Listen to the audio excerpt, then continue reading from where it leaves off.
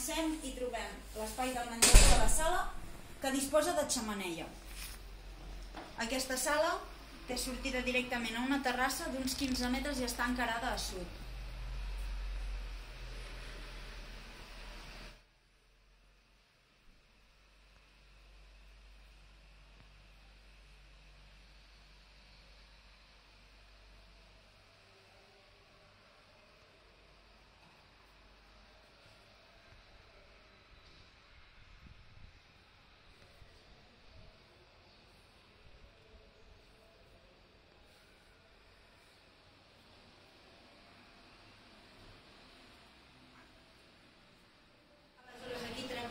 Un altre espai immens que seria el que disposes per la sala menjador per fer els àpats.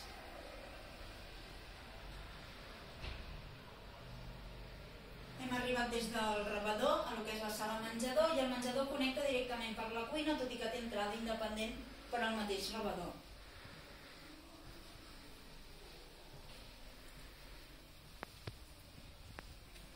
Aquesta finestra que s'entreveu ja és el safareig.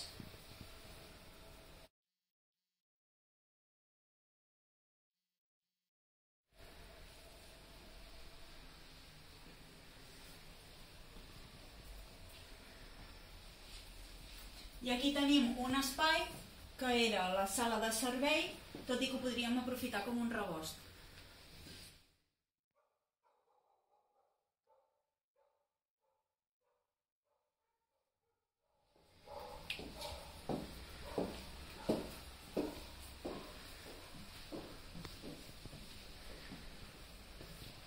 Queda molt ben dividida la zona de dia que la zona de nit. Comencem amb les habitacions.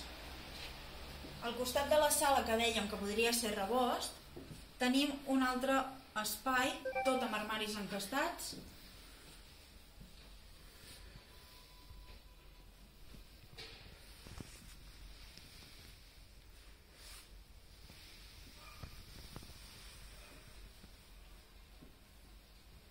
Una altra habitació doble, tornem a trobar l'armari.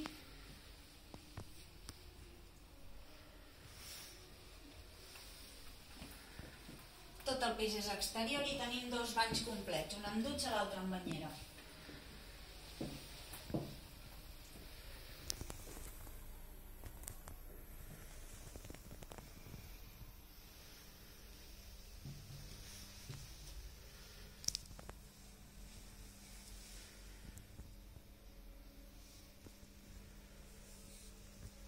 Dues habitacions més que donen ben bé a façana, per tant orientació a sud, ja veiem com entra el sol, i tornem a trobar l'espai en un armari encastat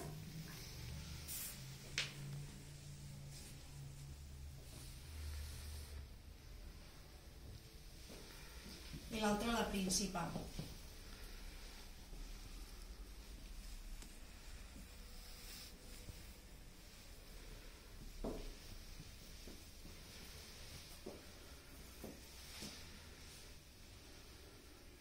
Aquest seria el pis, que també us recordo que tindríem a la mateixa finca amb accés a l'ascensor, pàrquing i traster.